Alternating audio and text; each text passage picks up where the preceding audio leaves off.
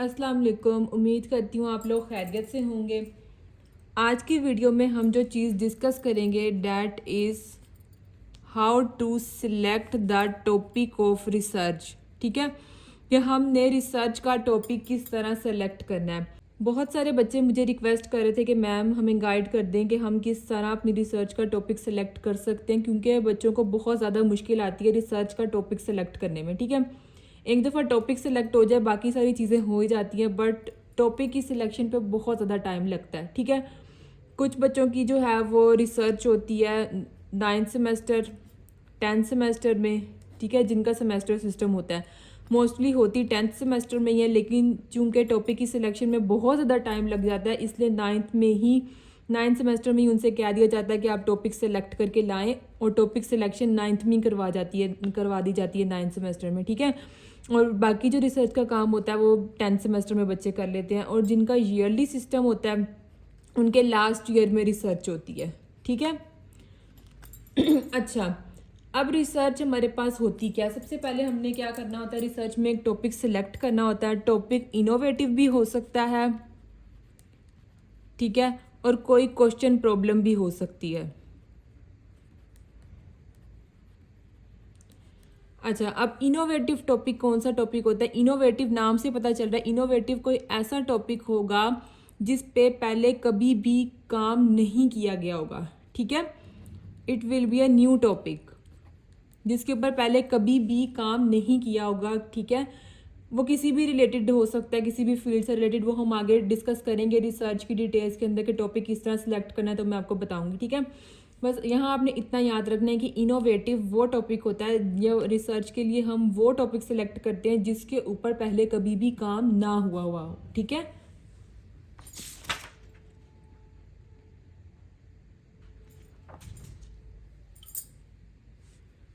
और question problem क्या होता है? क्वेश्चन प्रॉब्लम में हम क्या करते हैं, टारगेट करते हैं किसी भी एग्जिस्टिंग प्रॉब्लम को। ठीक है, कोई भी पहले से प्रॉब्लम चल रही है, ठीक है, हम उसको टारगेट करते हैं क्वेश्चन प्रॉब्लम के अंदर। ठीक है, इनोवेटिव टॉपिक में ज़रूरी नहीं है कि वो मसला चल रहा हो। ठीक है, फॉर एग्जांपल हम एग्जांपल दे रही हूँ आपको कि हम back pain, for example back pain जो है वो बहुत ज़्यादा हो रही है ओल्ड पर्सनस के अंदर। ठीक है, तो ये क्या है, क्वेश्चन प्रॉब्लम है कि एक प्रॉब्लम चल रही है, ठीक है, एग्जिस्टिंग प्रॉब्लम है, हम इसको टारगेट करेंगे। ठीक है, और इनोवेटिव टॉपिक कोई न्यू टॉपिक हो सकता है, ज़रूरी नहीं कि कोई भी प्रॉब्लम चल रही हो। ठीक है, ये हो गए दो कंसेप्ट के, रिसर्च का टॉपिक इनोवेटिव भी हो सकता है और क्वेश्चन प्रॉब्लम भी हो सकती है। ठीक है, अब हम देख लेते हैं कि हम ये भी देखेंगे कि रिसर्च कितने टाइप्स की होती है, हम कौन सी टाइप चूज़ करते हैं रिसर्च की। ठीक है, लेकिन उससे पहले हम देख लेते हैं कि हमने रिसर्च का टॉपिक सिलेक्ट किस तरह करना है।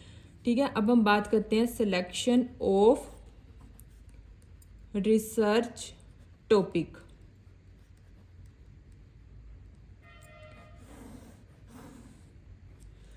सिलेक्शन ऑफ रिसर्च टॉपिक में हमने सबसे पहले जो करनी है डैट इज ब्रेन स्टॉर्मिंग।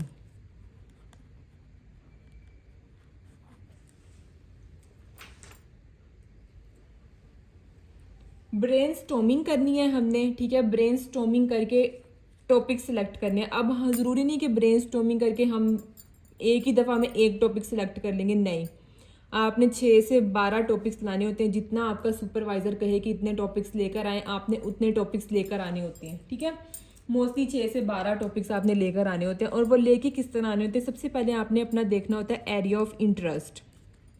ठीक है, टॉपिक सेलेक्ट करते हुए रिसर्च का सबसे पहली चीज़ जो आपने देखनी है that is area of interest, कि आपका इंटरेस्ट किस चीज़ में है।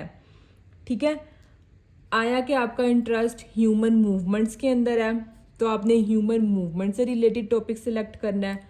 ठीक है, आपने सबसे पहले ये देखना है कि आप खुद किस टॉपिक पे काम करना चाहते हैं। ठीक है, ह्यूमन मूवमेंट्स पे काम करना चाहते हैं। ठीक है, उसके बाद आपने देखना है आप कौन से रीजन पे काम करना चाहते हैं। आप शोल्डर रीजन पे काम करना चाहते हैं, आप हिप रीजन पे काम करना चाहते हैं, एल्बो पे काम करना चाहते हैं, ठीक है, नी पे काम करना चाहते हैं, आप कौन से रीजन पे काम करना चाहते हैं, बैक पे काम करना चाहते हैं, कि आपने खुद सिलेक्ट करना है कि आपका किस चीज़ में इंटरेस्ट है। ठीक है, फॉर एग्जांपल आप शोल्डर पे काम करना चाहते हैं तो फिर हम देख लेंगे कि शोल्डर में क्या क्या चीज़ें आ जाती हैं, क्या क्या डिजीज़ हैं, पेन किस वजह से है, मसले किस वजह से आ रहे हैं, तो फिर हम कोई भी टॉपिक सिलेक्ट कर लेते हैं। लेकिन सबसे पहले आपका ये डिफाइन करना ज़रूरी होता है कि आपका एरिया ऑफ इंटरेस्ट क्या है, ठीक है। आप खुद किस चीज़ पे काम करना चाहते हैं, आपको खुद किस चीज़ में जाने का शौक़ है, ठीक है।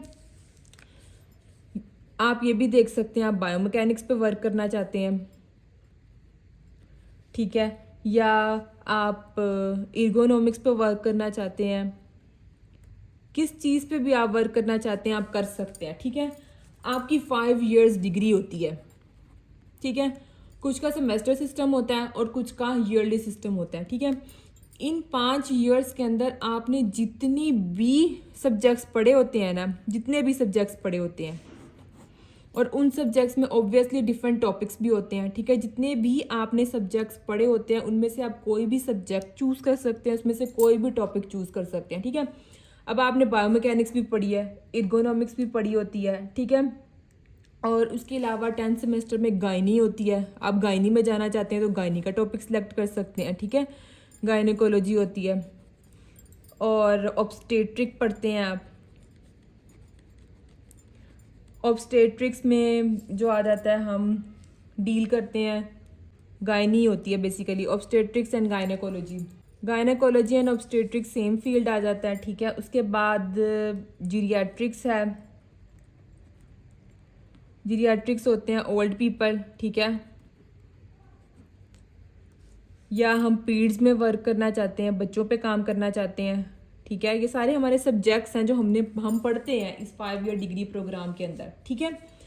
तो जिस भी सब्जेक्ट को आप चूज़ करके उसमें से टॉपिक सेलेक्ट करके उस पर वर्क करना चाहते हैं आप कर सकते हैं, ठीक है, क्योंकि आपने अपना इंटरेस्ट देखना है, ठीक है।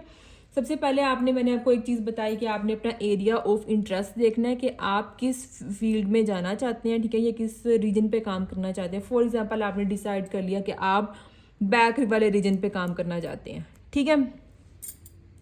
अच्छा, उसके बाद आपने सिलेक्ट कर लिया कि आपने बैक वाले रीजन पे वर्क करना है। उसके बाद आपने सिलेक्ट करनी है पॉपुलेशन, कि आप किस पॉपुलेशन को टारगेट करना चाहते हैं। आया कि आप फीमेल्स पे वर्क करना चाहते हैं, गायनेकोलॉजी एंड ऑब्स्टेट्रिक्स में जाना चाहते हैं, ठीक है, या आप ओल्ड पीपल पे वर्क करना चाहते हैं, या आप बच्चों पे वर्क करना चाहते हैं, ठीक है। आप किस पॉपुलेशन पे वर्क करना चाहते हैं आपने वो पॉपुलेशन चूज़ करनी है, ठीक है। फॉर एग्जांपल आपने यहाँ से बैक रीजन चूज़ किया, यहाँ से ओल्ड पॉपुलेशन चूज़ कर ली, ठीक है। अब आपने देखना है कि ओल्ड पॉपुलेशन में बैक से रिलेटेड कौन सी डिजीज़ हैं, कौन से मसले आ रहे हैं और किस मसले को टारगेट करने की ज़रूरत है, उस पर वर्क करने की ज़रूरत है, तो फिर आपने उस चीज़ पे वर्क करना है, ठीक है। अच्छा, फिर आपने क्या करना है, इस पॉपुलेशन के ऊपर टॉपिक्स लेके आने हैं, ठीक है। पॉपुलेशन आपने सिलेक्ट की ओल्ड पीपल और बैक रीजन सिलेक्ट कर लिया। अब आपने क्या करना है, जाके वो टॉपिक्स लेके आने हैं। टॉपिक सर्च करने के लिए आप गूगल स्कॉलर यूज़ कर सकते हैं, ठीक है। यहाँ पे मैं आपको थोड़ा थोड़ा बता दी। बेसिकली हमारी ये वीडियो जो है वो रिसर्च के टॉपिक सिलेक्शन पे है सिर्फ, ठीक है। टॉपिक सर्च किस तरह करना है वो मैं आपको नेक्स्ट वीडियो में बताऊंगी, लेकिन यहाँ मैं आपको थोड़ा सा बता रही हूँ कि डिफरेंट होती हैं वेबसाइट्स जिन पे हम जाके सर्च करते हैं, ठीक है। मेन उसमें सबसे पहले गूगल स्कॉलर है, ये हमने एविडेंस बेस्ड प्रैक्टिस में भी पढ़ा हुआ है, ठीक है। पैड्रो है, पबमेड है, इम्बेस है, सिनाहिल है, ये सारे जो हैं वो सर्च इंजन है जो हम फिर यूज़ करते हैं अपना टॉपिक सिलेक्शन के लिए, ठीक है। अच्छा, अब मैं आपको बता रही थी कि एरिया ऑफ इंटरेस्ट देख लिया हमने और पॉपुलेशन भी सेलेक्ट कर ली। अब हमने क्या करना है, अब हमने इस पॉपुलेशन पे फर्दर वर्क करना है। जैसे मैंने आपको बताया कि हमने फॉर एग्जांपल हमने बैक रीजन नहीं चूज़ किया, जस्ट हमने ओल्ड पीपल चूज़ किया कि हमने ओल्ड पीपल पे वर्क करना है, ठीक है।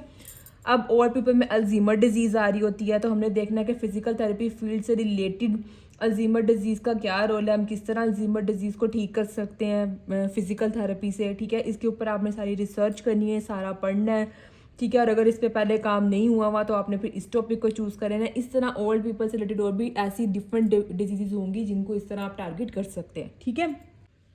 अच्छा जी, अब हम किसी भी आपका मतलब लाइक कोई भी इंटरेस्ट है ना, आपने ये नहीं देखना कि हम तो फिजिकल थेरेपी के स्टूडेंट हैं तो हम गायनी में कैसे रिसर्च कर सकते हैं। गायनी में भी आपको पता है कि बहुत ज़्यादा रोल है फिजिकल थेरेपी का, ठीक है। तो आपका जो भी एरिया ऑफ इंटरेस्ट हो आप उसको टच कर सकते हैं, ठीक है, अपनी रिसर्च के अंदर, ठीक है। फॉर एग्जांपल हम एक टॉपिक ये भी ले सकते हैं कि हम देखें कि इफ़ेक्ट जो है हैवी बैकपैक का, effect of heavy backpack on child's growth, ठीक है। अब जो बच्चे स्कूल जाते हैं इतने भारी भारी बैग उठाकर, ठीक ठीक है। तो हम ये भी देख सकते हैं कि वो भारी बैग उठाने का उनकी ग्रोथ के ऊपर क्या इफेक्ट आता है, ठीक है। एक टॉपिक हम ये भी ले सकते हैं, जैसे मैंने आपको पहले बताया, आप इर्गोनॉमिक्स पे वर्क कर सकते हैं, बायोमैकेनिक्स पे वर्क कर सकते हैं, ठीक है। अच्छा, उसके बाद हम करिकुलम डिज़ाइन पे वर्क कर सकते हैं। करिकुलम डिज़ाइन क्या है कि डीपीटी का जो सिलेबस है या कोर्स कंटेंट है या जिसे हम कोर्स आउटलाइन बोलते हैं, वो किस तरह का डिज़ाइन हुआ है, वो ठीक डिज़ाइन हुआ है, वो नहीं हुआ, ठीक है। वो जो डीपीटी की डिग्री है उसको क्लियरली वो करता है कि नहीं, उससे लाइक जित सब्जेक्ट सारे इन्वॉल्व हैं, ठीक है, और बेसिक्स को वो फुलफ़िल करता है या नहीं डीपीटी की डिग्री की। तो हम करिकुलम डिज़ाइन पे भी बात कर सकते हैं, ठीक है। हमारी यूनिवर्सिटी में भी करिकुलम डिज़ाइन पे बच्चों ने रिसर्च की थी, ठीक है। अच्छा, इसके अलावा क्या टॉपिक हो सकता है, इसके अलावा ये टॉपिक भी हो सकता है कि डॉक्टर्स जो है वो एनसेड्स क्यों प्रिस्क्राइब करते हैं, ठीक है। अच्छा, एनसेड्स पे हम इस तरह वर्क कर सकते हैं कि हमें पता है कि जब भी कोई पेन वगैरह हो तो डॉक्टर फ़ौरन से एनसेड्स प्रिस्क्राइब कर देते हैं, फिजिकल थेरेपी नहीं करते। तो हम ये देख सकते हैं कि फिजिकल थेरेपी का क्या रोल है पेन में, ठीक है। पेन को कंट्रोल करने में, पेन को कम करने में हमने पढ़ी हुई है पेन कंट्रोल गेट थ्योरी, ठीक है। तो किस तरह एंसर्स इफेक्ट करती हैं इस पे पेन को, और किस तरह फिजिकल थेरेपी इफेक्ट करती है। तो फिजिकल थेरेपी क्या रिकमेंड की जा सकती है पेन के लिए, की जा सकती है, तो डॉक्टर्स क्यों नहीं करते। तो ये सारी चीज़ें भी आ सकती हैं रिसर्च में, ठीक है। ये सारे इनोवेटिव टॉपिक्स हैं, ठीक है। तो ये सब खुद टॉपिक्स हमारे माइंड में क्लिक होते हैं जब हम बैठ के ब्रेनस्टॉर्मिंग करते हैं, ठीक है। और अक्सर हम जब अपने सेमेस्टर सिस्टम्स में होते हैं 5 साल डिग्री के अंदर, ठीक है, रिसर्च से पहले तो हम डिफरेंट टॉपिक्स देख रहे होते हैं, ठीक है। टीचर्स वगैरह का लेक्चर सुनते हुए भी हमारे जहन में क्वेश्चंस आते हैं कि ये चीज़ ऐसे क्यों नहीं है, ये चीज़ ऐसे भी तो हो सकती है, ठीक है। तो उस चीज़ को भी हम पिक करके अपने रिसर्च के टॉपिक में यूज़ कर सकते हैं, ठीक है। बहुत सारी चीज़ें हमारे माइंड में क्लिक होती हैं बट हम उनको नेग्लेक्ट कर देते हैं, ठीक है। लेकिन अब रिसर्च में आपके पास टाइम होता है कि आप उन चीज़ों को नेग्लेक्ट करने की बजाय उन चीज़ों को सामने लाएं और उन चीज़ों पे रिसर्च करें, ठीक है, और उसका सलूशन फाइंड आउट करें कि ऐसा है तो क्यों है, और अगर ऐसा नहीं है तो क्यों नहीं है, ठीक है। यहाँ तक बात हो गई कि हमने टॉपिक को किस तरह सेलेक्ट करना है। मैं एक दफ़ा दोबारा से सम अप कर देती हूँ सब कुछ, के सबसे पहले जो इंपॉर्टेंट थिंग है डैट इज़ ब्रेनस्टॉर्मिंग, ठीक है। हमने ब्रेनस्टॉर्मिंग करनी है, ठीक है। ब्रेनस्टॉर्मिंग करके हमने टॉपिक लेके आना है। टॉपिक किस तरह लाना है कि सबसे पहले हमने अपना एरिया ऑफ इंटरेस्ट देखना है कि हम किस चीज़ में इंटरेस्टेड हैं, ठीक है। सबसे पहले हमें खुद क्लैरिटी होनी चाहिए कि हम इस चीज़ में इंटरेस्टेड हैं, ठीक है, और हम इस चीज़ पे वर्क करना चाहते हैं। सबसे पहले खुद क्लैरिटी आपको होनी चाहिए, ठीक है, कि हम इस चीज़ पर रिसर्च करते हैं, करना चाहते हैं, ठीक है। और रिसर्च बेसिकली की उसी चीज़ पे जाती है जो हमें प्रॉब्लम नज़र आ रही होती है, ठीक है, या जिसकी हम इंटरवेंशन या इनोवेशन करना चाहते हैं, ठीक है। अच्छा, उसके बाद क्या होता है कि आप, जैसे मैंने आपको बताया कि फर्स्ट सेमेस्टर से लेकर अब तक आपने जितने भी सब्जेक्ट्स पढ़े होते हैं आप उसमें से कोई भी टॉपिक चूज़ कर सकते हैं, ठीक है। लेकिन वो इनोवेटिव होना चाहिए या क्वेश्चन प्रॉब्लम होनी चाहिए कि एग्जिस्टिंग प्रॉब्लम है, उस पर वर्क नहीं हुआ तो आप उस पर वर्क करते हैं, ठीक है। नेक्स्ट हम बात कर लेते हैं कि रिसर्च की टाइप्स कितनी होती हैं।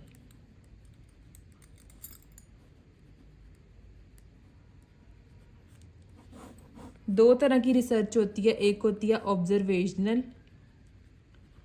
ऑब्जर्वेशनल रिसर्च होती है, ठीक है, नाम से पता चला कि इसमें हम ऑब्जर्व करते हैं चीज़ों को।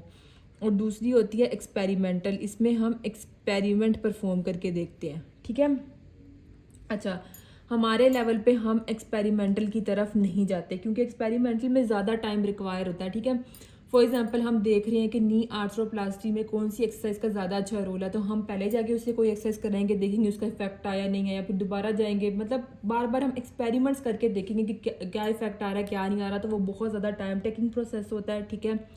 और ये जो डिग्री की रिसर्च होती है इसमें हमारे पास इतना टाइम नहीं होता कि हम एक्सपेरिमेंटल रिसर्च कर सकें, ठीक है। इसको 1 ईयर तक का टाइम चाहिए होता है और हमें इतना टाइम प्रोवाइड नहीं किया जाता सेमेस्टर सिस्टम में, ईयरली सिस्टम में भी, कि हम एक्सपेरिमेंटल रिसर्च परफॉर्म कर सकें, ठीक है। लिमिटेड टाइम होता है हमारे पास, इसलिए हम एक्सपेरिमेंटल रिसर्च को कंसीडर नहीं करते, हम ऑब्जर्वेशनल रिसर्च की तरफ ही जाते हैं, ठीक है। अच्छा, तो आप भी जब भी टॉपिक चूज़ करें तो आपने ऑब्जर्वेशनल टॉपिक ही चूज़ करना है और ऑब्जर्वेशनल रिसर्च की टाइप ही चूज़ करनी है। अदरवाइज़ अगर आपने एक्सपेरिमेंटल चूज़ करी तो आपके लिए बहुत ज़्यादा मसला हो जाएगा, ठीक है। मैं बच्चों को रिसर्च भी करवाती हूँ, ठीक है, पेड रिसर्च सर्विसेज वो मुझसे लेते हैं, ठीक है। तो बहुत सारे बच्चे ऐसे जो एक्सपेरिमेंटल टॉपिक चूज़ करके मेरे पास आए होते हैं, तो मैं उनको भी गाइड करती हूँ कि आपके लिए मुश्किल हो जाएगा, आप ऑब्जर्वेशनल टॉपिक चूज़ करें। तो मैं उनको फिर ऑब्जर्वेशनल टॉपिक ही चूज़ करवाती हूँ, कि बच्चों के लिए खुद मसला हो जाता है, क्योंकि उन्होंने जब डाटा कलेक्शन के लिए जाना है तो उनको जाहिर सी बात है एक्सपेरिमेंट्स करके बार बार वो डाटा कलेक्ट करना पड़ता है, तो वो बहुत ज़्यादा मुश्किल हो जाता है, ठीक है। तो हम ऑब्जर्वेशनल जो है वो रिसर्च यूज़ करते हैं, ठीक है। ऑब्जर्वेशनल रिसर्च हम इसे डिस्क्रिप्टिव भी बोलते हैं, डिस्क्रिप्टिव स्टडी या डिस्क्रिप्टिव रिसर्च, ठीक है। अच्छा, अब ऑब्जर्वेशनल टॉपिक हमारे पास एक्सपेरिमेंटल टॉपिक की तो मैंने आपको एग्जांपल दे दी एक्सपेरिमेंटल रिसर्च की। अच्छा, ऑब्जर्वेशनल रिसर्च का टॉपिक हो सकता है, फॉर एग्जांपल हम देखते हैं role of physical therapy in prevention of knee arthroplasty,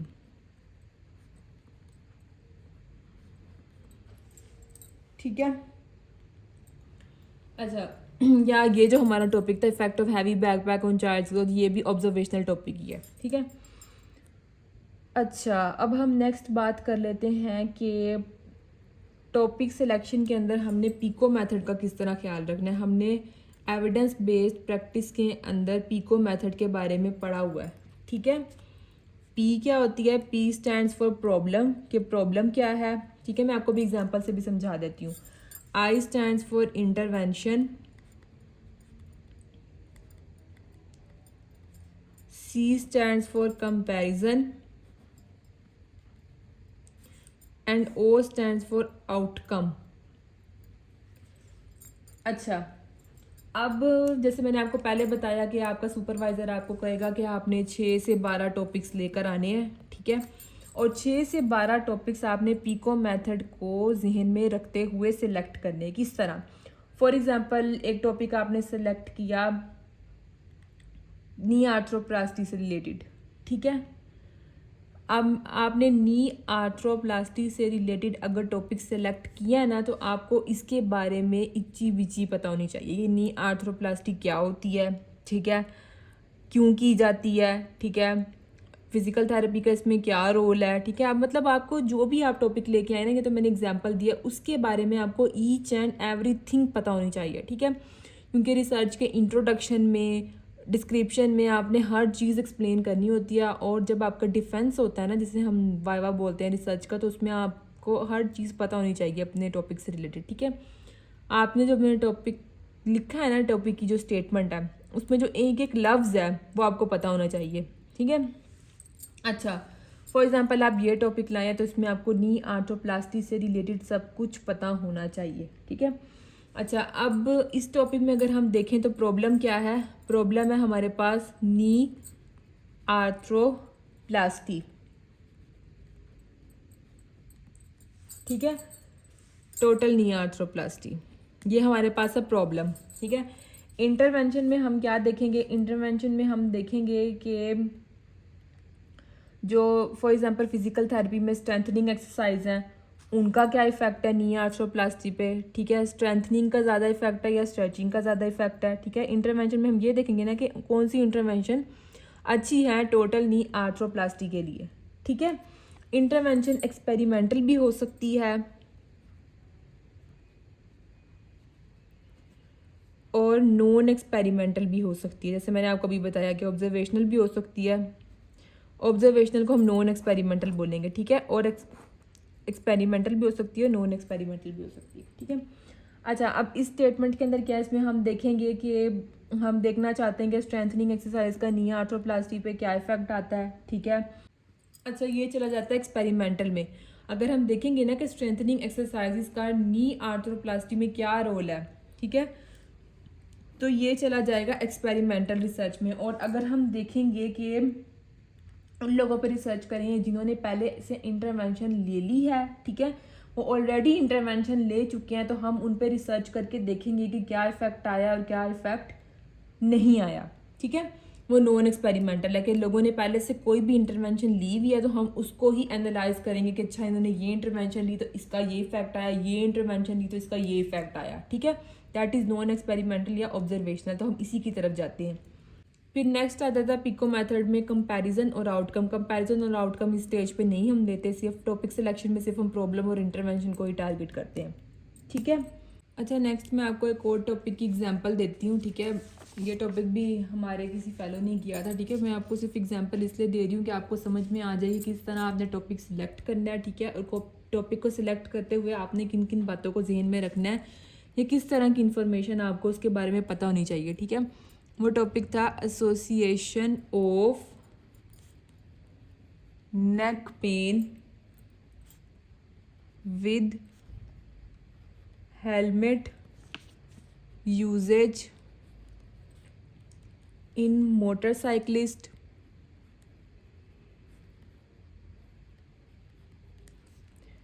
and Riders.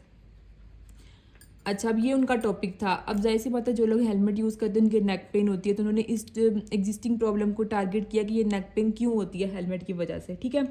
अब इस टॉपिक में सबसे पहले उन्होंने देखा कि हेलमेट का वेट कितना होता है, ठीक है। उन्होंने देखा कि हेलमेट का वेट होता है 1 से लेके 1.5 kg, ठीक है। फिर उन्होंने इसमें देखा कि ड्यूरेशन क्या है, मतलब जो राइडर्स या मोटरसाइकिलिस्ट हैं वो कितनी देर तक इसको वेयर करते हैं हेलमेट को, ठीक है। जो जाहिर सी बात है राइडर्स हैं जिनका काम ही है वो 8 से 9 घंटे तक वेयर करते हैं, ठीक है। हमने एवरेज ड्यूरेशन लेनी होती है कि एवरेज ड्यूरेशन क्या है, ठीक है, हेलमेट को वेयर करने की, ठीक है। उसके बाद हमने देखा कि नेक पेन है, ठीक है। मैंने आपको पहले ही कहा था कि आपकी जो स्टेटमेंट है ना टॉपिक की, उसका एक एक लफ्ज़ आपको पता होना चाहिए, उसकी एक एक लफ्ज़ से रिलेटेड आपको पता होना चाहिए कि इसका रिसर्च में क्या रोल है, ठीक है। अब हेलमेट से रिलेटेड आपको इन्फॉर्मेशन पता होनी चाहिए कि कितना किलो का होता है, ठीक है, कितनी देर के लिए राइडर्स पहनते हैं, ठीक है। फिर नेक्स्ट चीज़ है इसमें नेक पेन। अब आपको सबसे पहले तो पता होना चाहिए कि नेक पेन कितने टाइप्स की होती है, ठीक है। नेक पेन 2 टाइप्स की होती है, मैकेनिकल एंड नॉन मैकेनिकल, ठीक है। नॉन और इसमें हमने किस पेन को टारगेट करना है, इसमें हमने नॉन स्पेसिफिक नेक पेन को टारगेट करना है, ठीक है। Non specific neck pain, non specific neck pain का मतलब ये है कि किसी भी वजह से नहीं हो रही, लाइक किसी भी डिजीज़ वगैरह की वजह से नहीं हो रही, ठीक है, हेलमेट वेयर करने की वजह से हो रही है, ठीक है। उसके बाद फिर हमसे ये पूछा जाता है कि आपका डिज़ाइन कौन सा है, स्टडी डिज़ाइन या रिसर्च डिज़ाइन क्या है आपका, रिसर्च या स्टडी डिज़ाइन क्या है, ठीक है। रिसर्च या स्टडी डिज़ाइन में हम कह सकते हैं कि हम प्रेवलेंस यूज़ कर रहे हैं। अब प्रेवलेंस क्या होती है, प्रेवलेंस का मतलब ये होता है कि फॉर एग्जांपल 1000 की पॉपुलेशन है, तो 1000 की पॉपुलेशन में से आपने कितनों में देखना है कि नेक पेन हो रही है कि नहीं हो रही, ठीक है। 10 में देखना है, 20 में देखना है, 30 में देखना है, 100 में देखना है, 200 में देखना है, 500 में देखना है, ठीक है। डैट इज़ प्रेवलेंस, ठीक है। अच्छा, ये था हमारे पास रिसर्च या स्टडी डिज़ाइन, ठीक है। यहाँ तक हो गया हमारा टॉपिक सिलेक्ट, ठीक है। हमने हर चीज़ देख ली कि टॉपिक को किस तरह सेलेक्ट करना है, ठीक है। अगर कोई भी आपका क्वेश्चन हो तो आप मुझसे कमेंट सेक्शन में पूछ सकते हैं, मैं आपको एक्सप्लेन ज़रूर करूँगी, ठीक है। अच्छा, उसके बाद हमने टॉपिक सिलेक्शन जब हो जाती है हमारी, उसके बाद हमने लाना होता है पेरेंट आर्टिकल। पेरेंट आर्टिकल क्या है, पेरेंट आर्टिकल वो आर्टिकल होता है जिससे आप इंस्पायर होते हैं, ठीक है, और अपना टॉपिक चूज़ करते हैं, ठीक है। और ये हमारे टॉपिक से रिलेटेड होता है, मतलब ये हमारे टॉपिक के करीब तरीन होता है, ठीक है, बहुत ज़्यादा मिलता जुलता होता है हमारे टॉपिक से, ठीक है। अच्छा, पेरेंट आर्टिकल का मतलब ये भी है कि उसके अंदर जो मेथडोलॉजी यूज़ हुई है ना, आप उससे हेल्प ले सकते हैं, ठीक है।